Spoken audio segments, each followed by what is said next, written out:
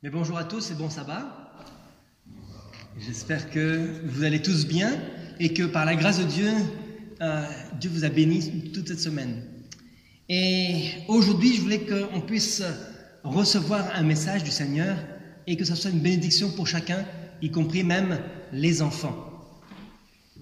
Alors, pourquoi est-ce que j'ai intitulé le sujet d'aujourd'hui « Statut et ordonnance moderne ».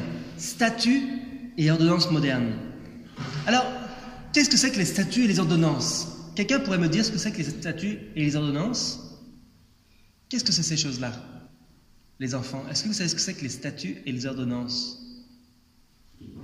Dans l'Ancien Testament, est-ce que ça vous dit quelque chose? Ça vous dit rien du tout? Des statuts et des ordonnances. Des statuts, pas des statuts avec un E, des statuts avec un T à la fin. Qu'est-ce que c'est?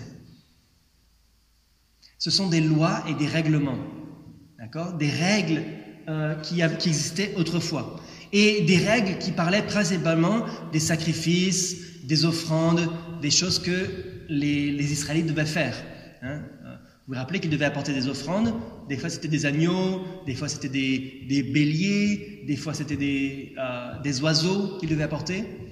Et voilà toutes les offrandes qui étaient écrites, toutes ces choses-là étaient écrites dans les statuts et les ordonnances. Alors, quand j'étais petit, j'aimais chaque année commencer à lire la Bible, mais malheureusement, chaque année je commençais la Bible, je lisais Genèse, Exode, Lévitique, Nombre, et je commençais à m'ennuyer. Chaque fois que je rentrais dans les Lévitiques, dans les Nombres, Deutéronome, je commençais à m'ennuyer parce que c'était toute une série de lois, des règlements, des choses compliquées et complexes.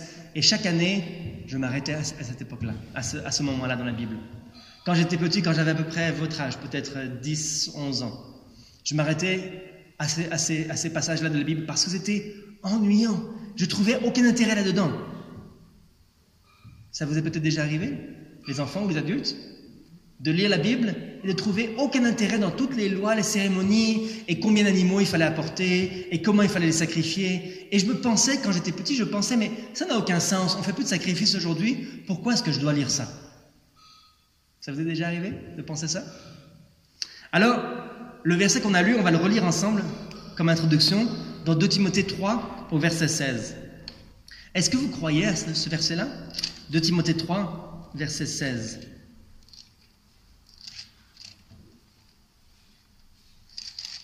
2 Timothée 3, verset 16. Il est dit « Toute écriture est inspirée de Dieu et utile pour enseigner, pour convaincre, pour corriger, pour instruire. » Okay? Il dit « Toute écriture est inspirée de Dieu et utile. » Est-ce que vous croyez à ce verset-là? Levez la main si vous croyez à ce verset-là. Qui croit à ce verset-là? Okay. Ah, c'est pas tout le monde? Tout le monde ne croit pas? Ah, ok. Toute écriture est utile. Alors pourquoi est-ce qu'il y a toute cette liste de règlements, de lois et toutes ces choses? En réalité, chaque partie de la Bible est utile pour enseigner quelque chose. Et c'est ce que je voudrais aussi étudier aujourd'hui un petit peu. Pourquoi est-ce que l'étude de l'Ancien Testament est aussi utile que le Nouveau? Alors, dans le livre Éducation, à la page 217, il est dit que chaque partie de la Bible est inspirée et utile. L'Ancien Testament doit retenir notre attention aussi bien que le Nouveau. Nous trouverons, en l'étudiant, des sources d'eau vive, là où le lecteur négligent ne voit que aridité. En fait, à nouveau, quand j'étais petit, je m'arrêtais à ces livres-là parce que je n'avais pas la maturité assez grande pour lire entre les lignes, pour comprendre la signification de ces choses-là, de ces sacrifices. Et si vous regardez bien, les livres de l'Ancien Testament, c'est les seuls livres inspirés qui existaient à l'époque de Jésus. Qu'est-ce que c'était que la Bible pour Jésus? C'était l'Ancien Testament. Il n'avait pas de Nouveau Testament. Les livres de Moïse, les psaumes, les prophètes, c'était ça l'enseignement biblique à l'époque de Jésus.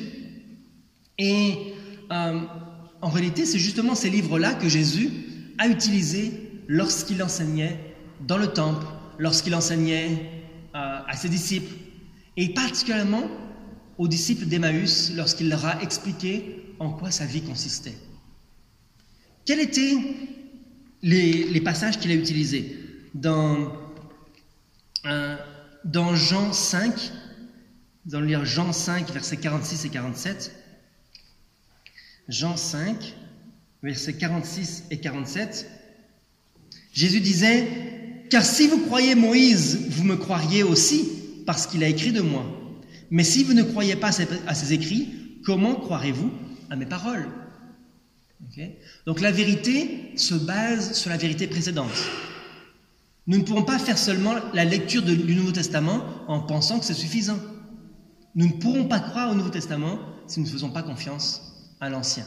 Et lorsque les disciples d'Emmaüs étaient sur le chemin, dans Luc 24, Luc chapitre 24, à partir du verset 44, il est dit, puis il leur dit, « C'est là ce que je vous disais lorsque j'étais encore avec vous, qu'il fallait que s'accomplisse tout ce qui est écrit de moi dans la loi de Moïse, dans les prophètes et dans les psaumes. » Alors il leur ouvrit l'esprit afin qu'ils comprissent les Écritures.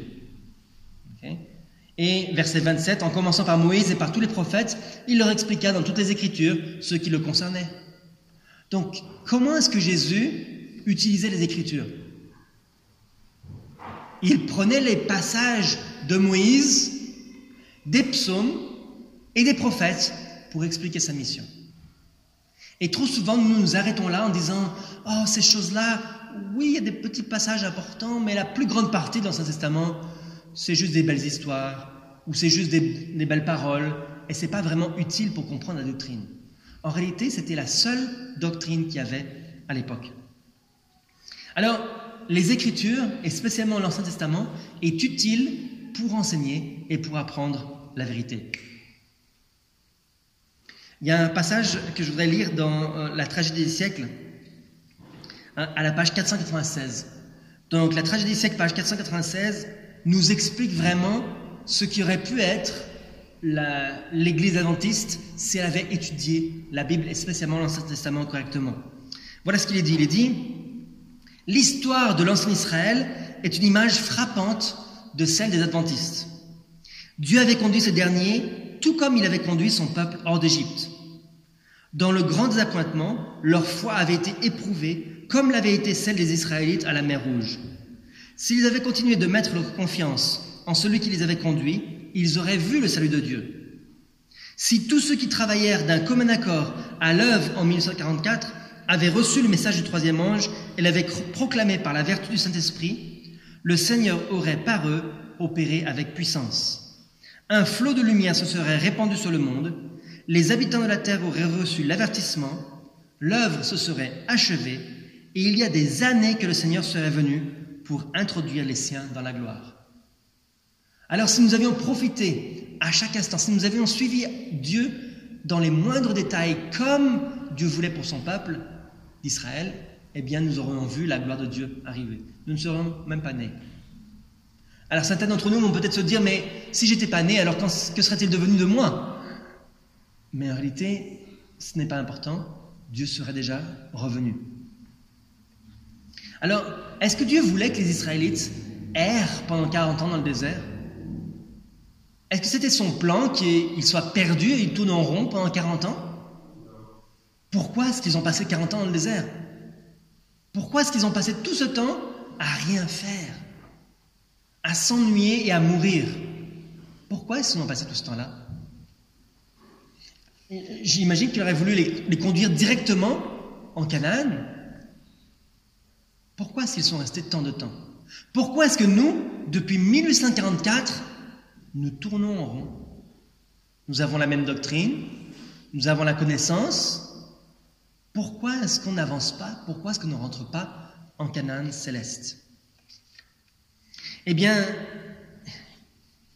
il faut comprendre les anciens statuts et les anciens jugements d'autrefois. Alors, comment est-ce que les gens pouvaient croire à Jésus?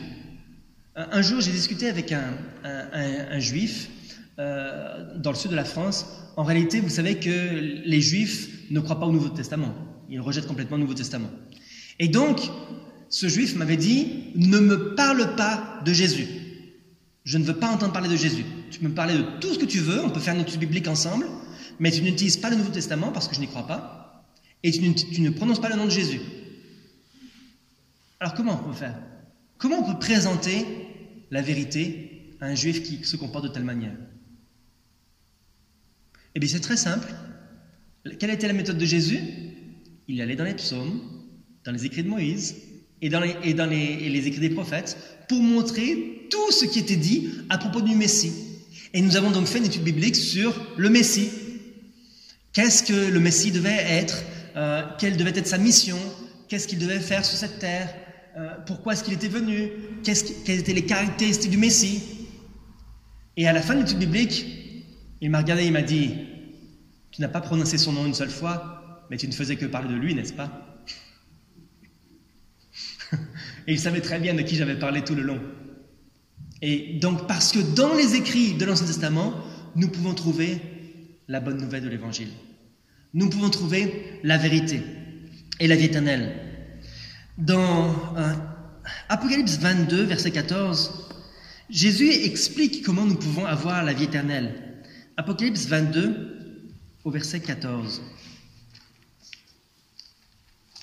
Comment pouvons-nous avoir la vie éternelle?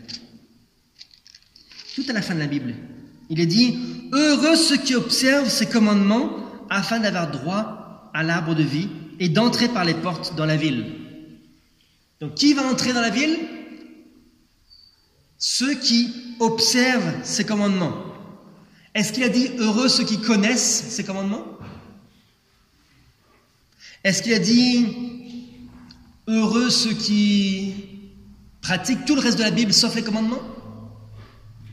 Il a dit « Heureux ceux qui pratiquent ces commandements ». Apocalypse 22, verset 14. « Heureux ceux qui pratiquent, heureux ceux qui connaissent et pratiquent ».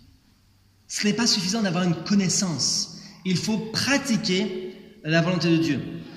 Dans le livre Les Signes des Temps, enfin c'était pas un livre, c'est un journal, un magazine, Les Signes des Temps, qui a été publié en 1889. Regardez ce que Sir White disait à cette époque-là. Elle a dit « Le ciel ne pourra jamais être obtenu par une obéissance imparfaite, car cela mettrait en danger le ciel tout entier et rendrait possible une seconde rébellion. » Donc si jamais nous avons une obéissance imparfaite, pouvons-nous hériter du royaume des cieux? Non. Nous ne pourrons pas entrer dans le royaume des cieux si nous avons une obéissance imparfaite. Il faut une obéissance complète au commandement de Dieu pour être accepté dans le royaume des cieux. Et pour qu'une personne puisse obéir aux 10 commandements, il faut qu'elle puisse comprendre ce qu'ils signifient et il faut qu'il puisse comprendre quelle est leur application dans la vie quotidienne. Alors, pour expliquer ce que les 10 commandements disaient, Jésus a donné des instructions. Dans Deutéronome 4, versets 1 à 2. Deutéronome 4, versets 1 à 2. Je vais lire dans la version Darby, parce que cette version-là, sur ce verset-là, est plus précise. Deutéronome 4, versets 1 et 2. Il est dit « Et maintenant, Israël, écoute les statuts et les ordonnances que je vous enseigne pour les pratiquer, afin que vous viviez et que vous entriez dans le pays que l'Éternel, le Dieu de votre Père, vous donne, et que vous le possédiez. Vous n'ajouterez rien à la parole que je vous commande, et vous n'en retrancherez rien, afin de garder les commandements de l'Éternel, votre Dieu, que je vous commande. » Donc pourquoi est-ce que Dieu a donné les statuts et les ordonnances? Les autres règles, ce qu'on appelle des fois la loi de Moïse, les lois cérémonielles.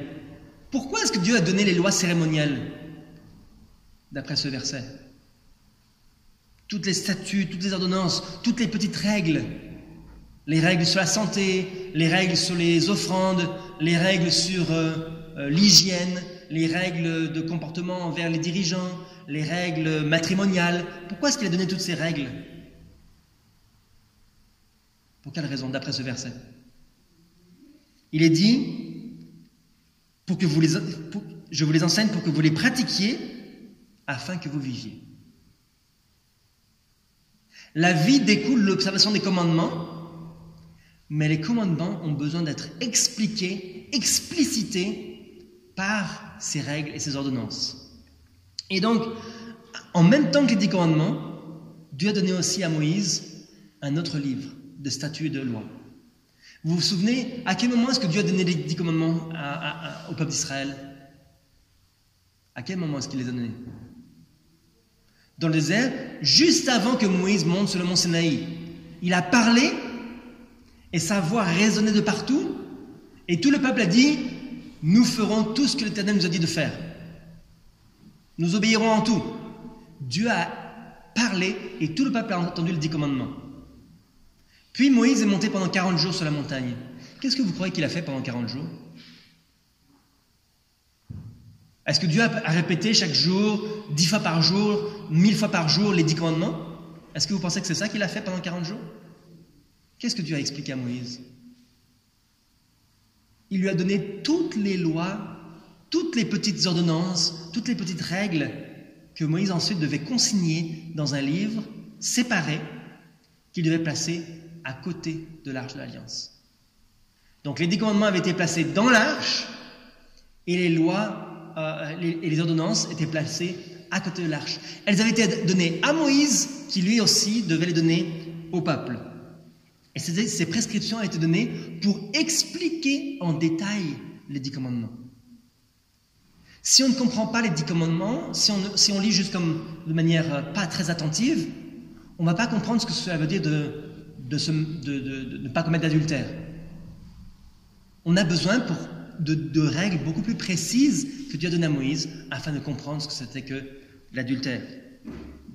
Et je pense que si Adam et Ève avaient gardé la loi de Dieu depuis le début, s'ils n'avaient pas transgressé, je pense que si Noé avait gardé l'arche de Dieu et préservé cette connaissance-là, il n'y aurait pas eu besoin d'expliciter, de donner de manière plus précise ces règles-là. Mais à cause de l'esclavage, le peuple d'Israël a complètement perdu de vue la volonté de Dieu. Et donc Dieu a été obligé de donner plus de détails sur sa loi. Alors dans le livre L'Esprit de prophétie, volume 1, à la page 264, il était dit que Moïse a entendu ces ordonnances et ces statuts de la bouche de Dieu, tandis qu'il était avec lui sur la montagne, et il les écrivit. Si le peuple avait obéi au principe des 10 commandements, il n'y aurait pas eu besoin des prescriptions spécifiques données à Moïse, qui les écrivit dans un livre. Prescriptions relatives à leurs devoirs envers Dieu et envers les autres. Donc c'était les 10 commandements expliqués de manière plus précise, plus profonde. En fait, lorsqu'on parle des statuts, des ordonnances, on ne fait que parler des 10 commandements expliqués, de manière simplifiée. Et donc ce livre était nécessaire parce que l'esprit du peuple avait été affaibli à cause de l'esclavage. Qu'est-ce qui se passe quand on est influencé par le monde? On va auprès de gens qui travaillent dans le monde, on va auprès de collègues de travail, auprès de nos amis à l'école, et on est influencé par eux. Vous avez déjà eu des collègues ou des amis qui parlent avec un langage grossier? Ils utilisent des sacres, des mots qui sont des gros mots. Qu'est-ce qui se passe naturellement dans notre tête? Même si nous sommes habitués à ne pas utiliser ce langage-là, nous sommes tentés de le faire. Parce qu'on veut avoir la même attitude que eux, on va avoir le même langage que eux. Et donc nous nous adaptons à la situation là où nous sommes. Et pour le peuple d'Israël, c'était pareil. En Égypte, ils avaient perdu de vue complètement la volonté de Dieu. Aujourd'hui, qu'en est-il aujourd'hui? Les principes de Dieu sont éternels. Les principes de Dieu sont éternels. Et les mêmes lois et les mêmes règlements sont aujourd'hui aussi utiles pour nous. Alors, même pas tous, puisque nous ne faisons pas les sacrifices, les offrandes, comme le peuple d'Israël le faisait, mais elles sont utiles pour nous instruire. De la même manière que Sorway disait, si vous aviez lu la Bible avec attention, vous n'auriez pas eu besoin des témoignages. Vous connaissez ce passage-là, n'est-ce pas, dans l'Esprit de prophétie? Elle dit, vous n'auriez pas eu besoin d'un autre prophète si vous aviez lu la Bible de manière sérieuse. Mais pourtant, nous avons l'Esprit de prophétie. Et aujourd'hui, nous ne pouvons pas l'ignorer, parce que c'est l'explication plus en détail de la Bible. Alors, quel exemple de statut? Parce que toutes les lois, toutes les règles pointaient vers Christ en réalité. Il y avait plein de lois, plein de règles. Par exemple, il y avait des statuts qui concernaient le mariage, d'autres statuts qui concernaient la manière d'hériter, les héritages, ou la justice, ou l'application de la loi dans le domaine des affaires. Et toutes ces choses sont utiles aujourd'hui pour nous. C'était complètement contraire aux coutumes et aux traditions des mondains autour d'eux. Les païens, eux, avaient des coutumes complètement différentes. Et c'était fait pour leur expliquer qu'il y avait une ligne de démarcation entre eux et les mondains. Et nous aussi, nous en avons besoin. Dans le livre Review and Herald, donc dans la publication Review and Herald de 1875, il est dit que ces statuts avaient pour but de conserver une ligne de démarcation avec les autres peuples. Il est tout autant nécessaire à notre époque corrompue, où prévalent les transgressions de la loi de Dieu et où l'idolâtrie atteint une extension effrayante, d'empêcher le peuple de Dieu de devenir semblable aux nations qui n'ont pas l'amour et la crainte de Dieu. Nous aussi, nous devons avoir des statuts et des règles qui nous empêchent d'être comme les mondains. Nous avons la Bible. Nous avons aussi des règles d'Église qui nous empêchent d'être comme les mondains. Une autre loi, par exemple, on va prendre l'exemple dans la Bible. Lévitique 3 au verset 17. Lévitique 3 au verset 17. Une des règles qui était utilisée concernant la santé. Qu'est-ce qu'il était dit? Il était dit, c'est ici une loi perpétuelle pour vos descendants. Dans tous les lieux où vous habiterez, vous ne mangerez ni graisse ni sang. Okay? Même si les Israélites avaient reçu l'autorisation, la permission par Dieu de manger de la viande, ils ne devaient manger ni graisse ni sang. Ça, c'est complètement contraire à ce que les nations environnantes faisaient. Même aujourd'hui, les Juifs ne font pas ça, ne pratiquent pas cela. Vous savez ça? Ils ne mangent pas le sang, mais ils mangent la graisse. Normalement, la graisse devait être complètement ôtée de la viande. Quel goût ça a, une viande sans sang et sans graisse? Ceux qui ont déjà mangé de la viande, je n'ai jamais mangé, alors je ne sais pas, mais ceux qui ont déjà mangé de la viande, vous pouvez me dire, qu'est-ce qui fait le goût de la viande? La graisse, principalement, n'est-ce pas? La graisse et le sang. Par exemple, le poulet, quand on fait cuire du poulet, ce qui lui donne du goût, c'est la graisse qui fait rôtir la viande. S'il n'y a pas de graisse, s'il n'y a pas de sang, la viande n'a aucun goût. Il faut l'assaisonner, mais malgré ça, elle n'a pas de goût. Et les Israélites devaient apprendre à vivre différemment des nations idolâtres parmi lesquelles ils vivaient. Nous aussi, nous devons apprendre à vivre de manière différente et distincte. Nous sommes un peuple distinct. Et cela servait à mettre une séparation entre eux et le monde. Et ces statuts, ces ordonnances ont peu à peu été élargis. Dieu a donné de plus en plus de connaissances au peuple d'Israël, jusqu'à ce que ces statuts et ces ordonnances soient plus tard appelés la Bible. De plus en plus de statuts, de plus en plus d'ordonnances, de plus en plus d'instructions de la part du Seigneur, et cela s'appelle la Bible. La Bible est la base sur laquelle nous serons jugés. Lorsque Dieu va ouvrir les livres dans le ciel, il ouvrira le livre de vie, il ouvrira le livre de mort, dans lequel sont consignés tous nos péchés, et tout cela sera comparé par rapport à la norme de justice qui est la Bible. Alors, tous ces statuts n'ont pas disparu à la mort de Christ.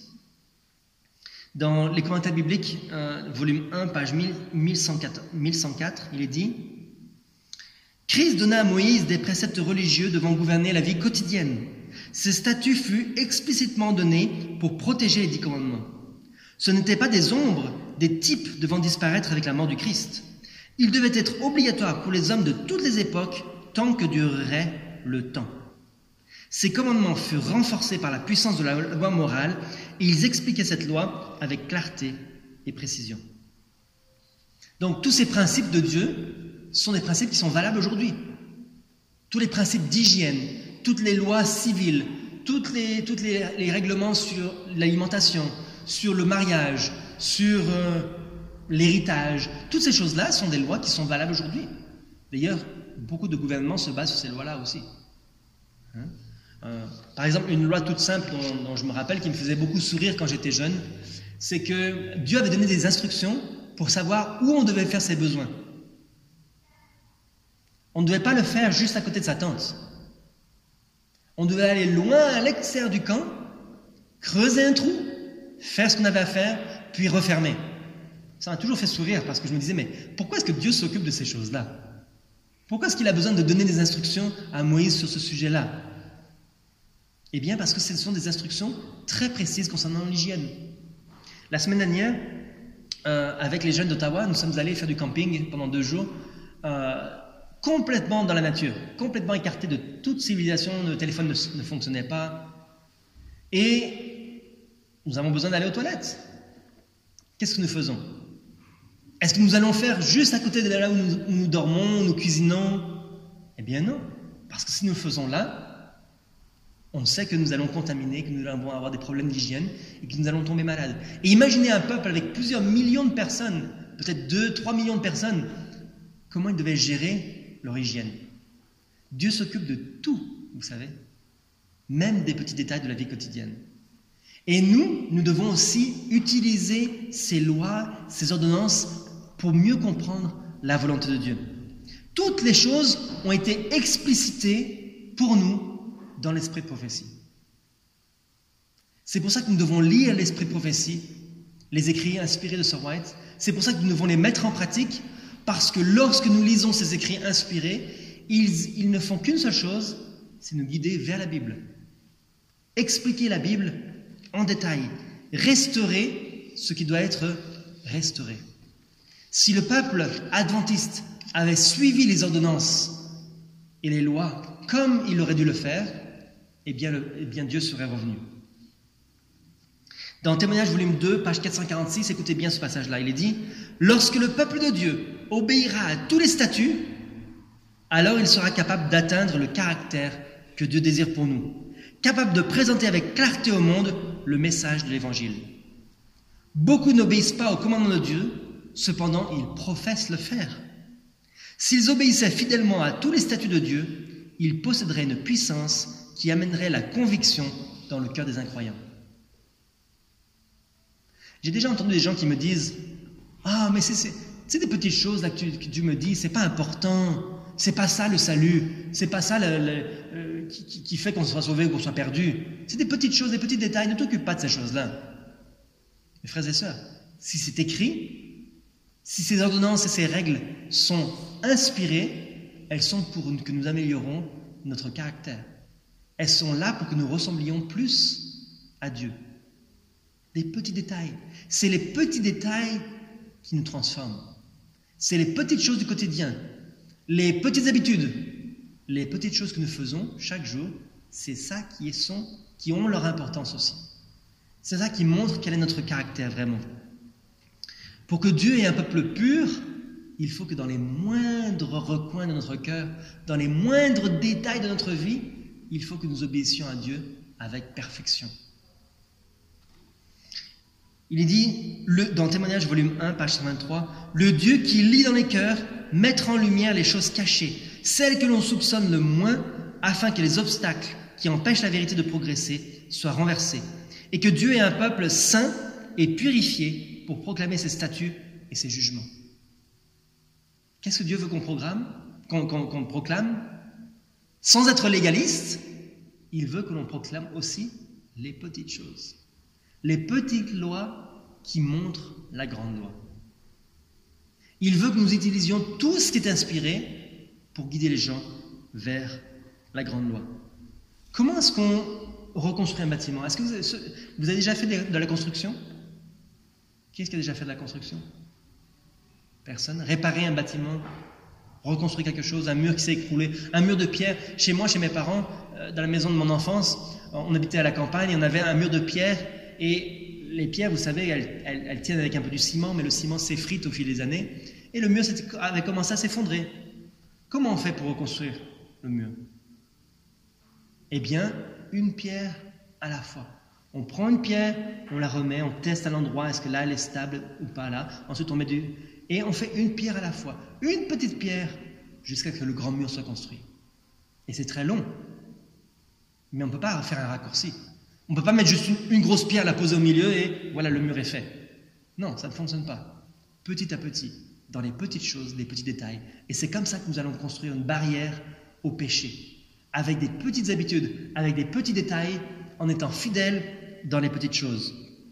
Dans Isaïe 58, verset 12, vous connaissez le verset d'Isaïe 58, Isaïe 58 au verset 12. Il est dit « Les tiens rebâtiront sur d'anciennes ruines, tu relèveras des fondements antiques, on t'appellera réparateur des brèches, celui qui restaure les chemins, qui rend le pays habitable. » C'est dans les petits détails que nous devons restaurer. Une brèche, c'est pas une destruction totale.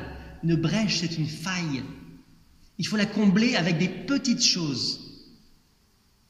Dans notre vie, nous sommes adventistes, nous avons connaissance des grands principes. Mais c'est dans les petites choses qu'il nous faut encore progresser. Les grands principes, nous les connaissons. Et les petites choses du quotidien, c'est là qu'il faut attirer notre attention.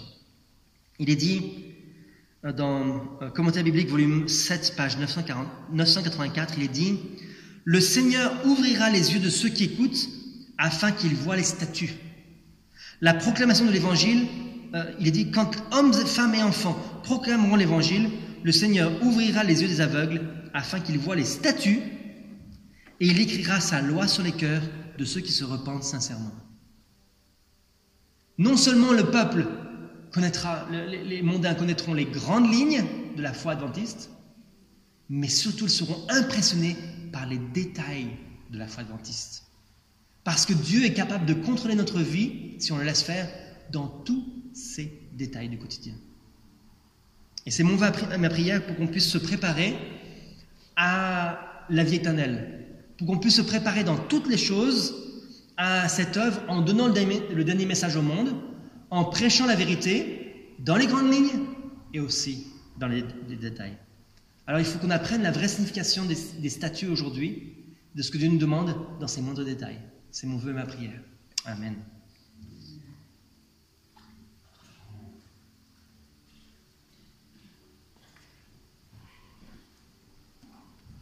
Let's pray again. Let's prepare for eternal. Let's sing the last hymn, number 145. Give me the Bible. Give me the Bible, star of God's gleaming, to see the water long and tempest tossed. No star can hide that His glory is gleaming. Since Jesus came to seek and save the lost. Give me the Bible, holy message shining. I shall guide me in the narrow way. Precept and promise, law and love combining, till I shall vanish in eternal day. Give me the Bible when my heart is broken, when sin and grief have filled my soul with fear. Give me the precious word that Jesus spoken, all that faith meant to show my Savior near. Give me the Bible, holy message shining, thy light shall guide me in the narrow way. Precept and promise, law and love combining, till I shall vanish in eternal day. Give me the Bible, all my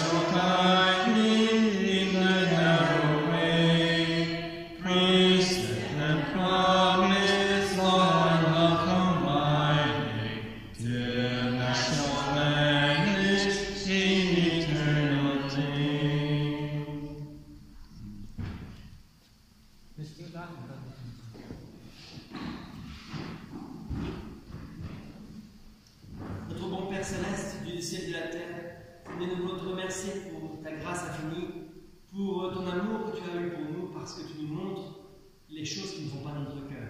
Seigneur, nous te demandons que tu puisses venir à notre secours pour enlever en nous toute racine du mal et que tu puisses analyser notre vie et nous mettre à l'épreuve.